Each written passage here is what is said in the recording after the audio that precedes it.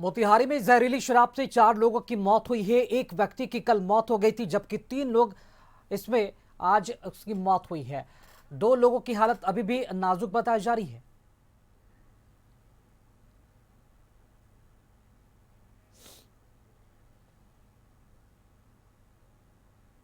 अभी तो 4 लोगों की मृत्यु हो चुकी है।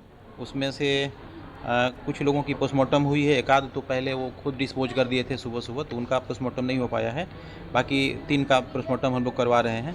एक का पोस्टमार्टम प्रमोद यादव को करके रात में ही परिजन को सौंप दिया गया था। उनकी तरफ से आवेदन भी आया, वो FIR हो चुका है। और उसमें जिन पर आरोप लगा है तो हीरालाल राय हैं, उनको अरेस्टिंग हो गई है। एक जम्बू बैठा है, उनकी भी अरेस्टिंग हो गई है। और एक और भी मतलब 12-15 लोगों की अरेस्टिंग अभी तक हुई है। मोतिहारी में जहरीली शराब कांड पर सियासत भी अब शुरू हो गई है। बीजेपी प्रवक्ता कुंतल कृष्ण ने घटना पर दुख जताते हुए कहा कि सरकार पूरे मामले की जांच कराएगी। तो वहीं कांग्रेस प्रवक्ता असित नाथ तिवारी ने कहा सरकार कोई कार्रवाई नहीं करेगी। कि जहरीली शराब के विषय पे सरकार बहुत गंभीर है। किसी भी हालत में हम बिहार में, एक तो हमने शराबबंदी लगा रखी है। शराबबंदी में किसी भी तरह की शराब मिलना ही अपने आप में संज्ञेय अपराध है, और जहरीली शराब तो विशेष तौर पे संज्ञेय अपराध है। जहरीली शराब के तस्करों के खिलाफ सरकार को जो कार्रवाई करनी है वो तो हम कर ही रहे हैं। और दूसरा, आप शायद जहर पी रहे हैं, आप अपने आप खुद से विष पी रहे हैं।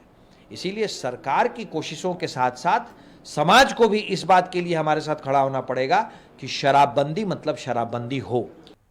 ने बड़ी चतुराई से अवैध शराब कारोबार को खड़ा किया और एक इकोनॉमी डेवलप की। वो पैसे जदयू के चुनाव में इस्तेमाल होते हैं। जदयू के लोग, ज्यादातर लोग अवैध शराब कारोबारियों के चंदों से और उनके पैसों से चुनाव जीतते हैं। तो उन पर जदयू की सरकार कैसे कार्रवाई कर लेगी? मरने दीजिए। आम आदमी के मरने से नेताओं को क्या फर्क पड़ता है? और जदयू वालों, भाजपा वाले तो लाशों पर चढ़ के ही सत्ता तक पहुंचे हैं। तो आम आदमी का मरना भाजपा जदयू के लिए कोई मुद्दा नहीं है। इन्हें पैसा चाहिए, वो आपकी लाश से मिल रहा है या आपकी लाश से पैसा निकाल लेंगे। मोतिहारी में जहरीली शराब कांड पर तेजस्वी का पोस्ट आया है। तेजस्वी ने शराबबंदी कानून को फेल बताया है। जहरीली शराब से 1300 से अधिक लोगों की मौत हुई है और हकीकत में यह संख्या इससे भी कहीं अधिक है। शराबबंदी कानून का उद्देश्य पूरी तरह से भटक गया है। बिहार में खुलेआम जहरीली शराब बिक रही है। तेजस्वी यादव ने अपने पोस्ट में यह सब कुछ लिखा है।